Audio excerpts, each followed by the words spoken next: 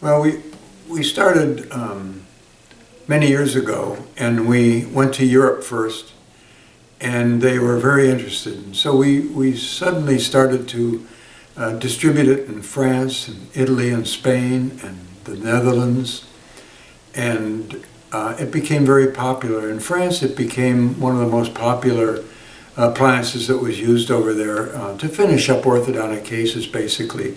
And so then I started going over there and lecturing, and I would lecture maybe 3 to 4 times a year in the European countries, and we would go to several countries at once.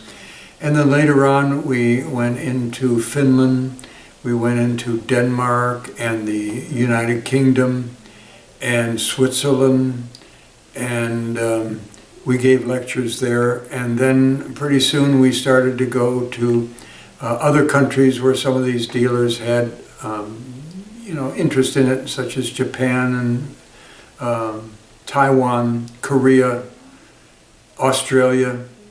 And so we eventually went to probably about 30 different countries over the years. And so it's been very popular. Some countries it's extremely popular where they do earlier treatments, such as in Italy and Finland. Brazil, we went into South America and Mexico. And we did not really go to too many countries, as I recall, in Central America. But the next one will be probably Ecuador that we're going into. We've been into Argentina, and we've had other speakers then that can speak Spanish that have gone into countries such as Colombia. And for example, in Italy, we have 2 or 3 other speakers that are speaking almost on a regular basis to groups, and then I would go over once or twice a year to kind of round up everybody a little bit. And so we try to get other speakers in these countries that speak their language, that are treating their children, which gives them a little bit more of a closeness to the appliance. And we've been in countries such as Bulgaria. We've sent other people into Russia and Ukraine. So there are very few countries where it has not gone into, especially where they have enough interest in orthodontics. And most of these countries are interested in orthodontics. And then there are other countries such as India. I have been to India, but I've never lectured there. And then some of the countries like Cambodia and Vietnam, we've had other people do a few lectures. In fact, recently we had one of our people in Vietnam that gave a lecture there, and in fact, we even treat children in Cambodia in an orphanage there. And so it's been an interesting bout. I'm getting kind of tired traveling at this point, but my wife and I always took my wife with me on the trips, so we made kind of a game out of it. And so we went to a lot of places. I even went to one place near Madagascar called La Réunion, which is a French colony. They were so happy to see me, they hardly ever get anybody to come down there, but there are a lot of users in La Réunion for us even. How about Africa? I think about it. Well, in Africa, I did give several lectures in Union of South Africa. We went to Johannesburg and a few other cities there, and that's about the only place in Africa that I recall. We had somebody lecture in Egypt, as I recall. I have not lectured there. So, but Africa, most of the countries in Africa, they do not have probably the amount of interest in orthodontics that some others have, but Union of South Africa is probably the most advanced country in Africa, and we went there. The fact is that you're an orthodontist, which opens more minds and doors to the fact that this is an advanced orthodontic appliance. Is that a fair statement? I think that the orthodontists are, particularly in foreign countries, are very open to this appliance because it makes orthodontics a lot easier for them. Sometimes they don't have to have all the special training that fixed appliances require. And so it becomes very popular in a lot of countries, such as Italy, for example, and Brazil.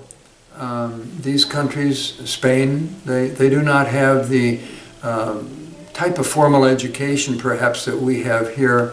On the other hand, there are orthodontists in many countries that are very open to it. We have orthodontists in Brazil, for example, and Japan that use it, that find that it's an easier approach. It is a simple approach, and it gets the same results in a way with a lot less effort and a lot less training. You mentioned that, this is my last question before closing out, kind of, that dentists make such a great platform because they see children early and often. For sleep? For everything, the whole thing. You're not dentists, just talking about ortho, are you? No, I'm talking about Healthy Start, that dentists make such a great platform for Healthy Right. Start because they see kids early and often. Well, in recent years, I've become very interested in sleep issues on adults and children. We started out with adults, but I really found that children have a lot of issues in sleeping, and it affects their school performance. It affects their social interaction with other children. And if we can get to a child before they start school, we can prepare them for school so they make more friends, they're more popular with their other children, and they develop so much nicer and do better work. And so the dentists in particular, and the pediatric dentists, see children from about 2 years of age on, and they're perfect people to be able to promote some of the sleep problems and their corrections that we need. The dentist, for example, can widen the upper arch, increase the nasal breathing. They can cure mouth breathing, which is very disastrous for the lack of oxygen for a child. So many of these things that the dentist is capable of treating can even see a child at 2 years of age or even younger and have a tremendous influence on that child's future development. And when a child starts school, they're prepared for school. They have better attention.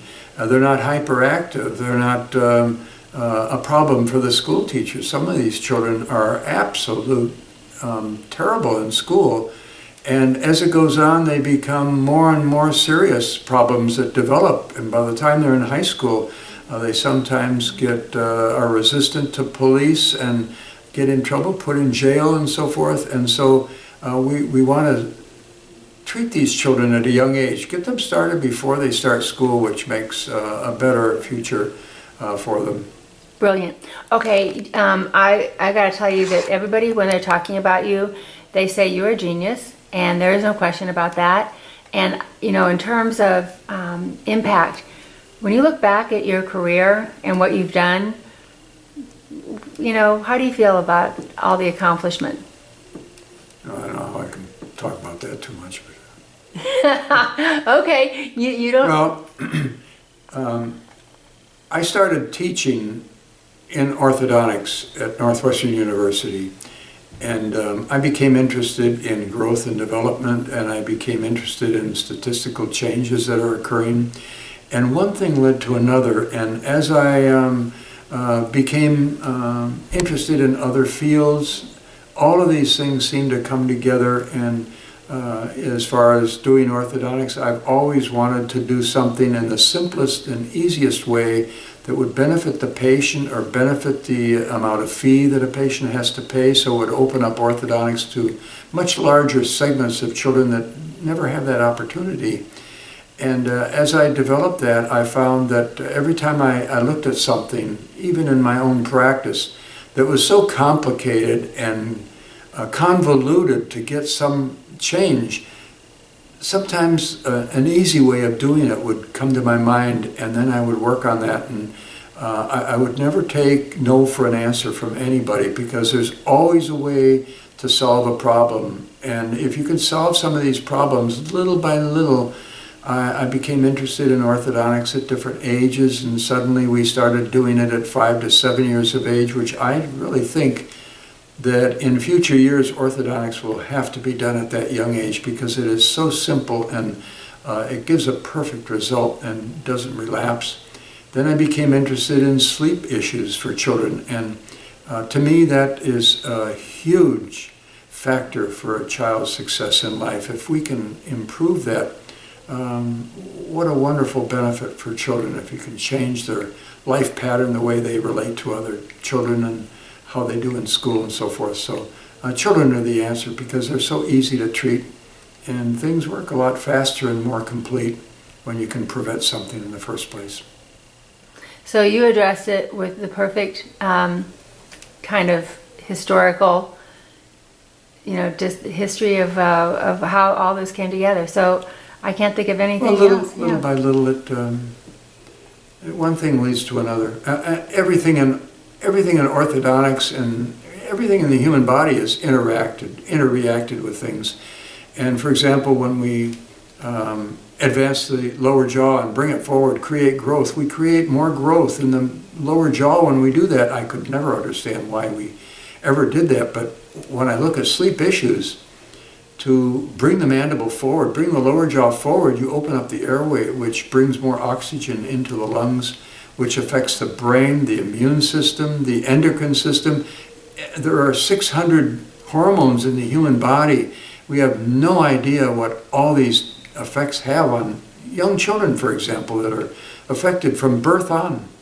And if we can get a hold of these children, even before 2 years of age, the dentist is capable of advising mothers on how to best treat their children, what kind of nutrition they should be giving their children instead of feeding them all the things that are harmful to them. And if we can combine that with sleep, what a wonderful benefit for a child that would be.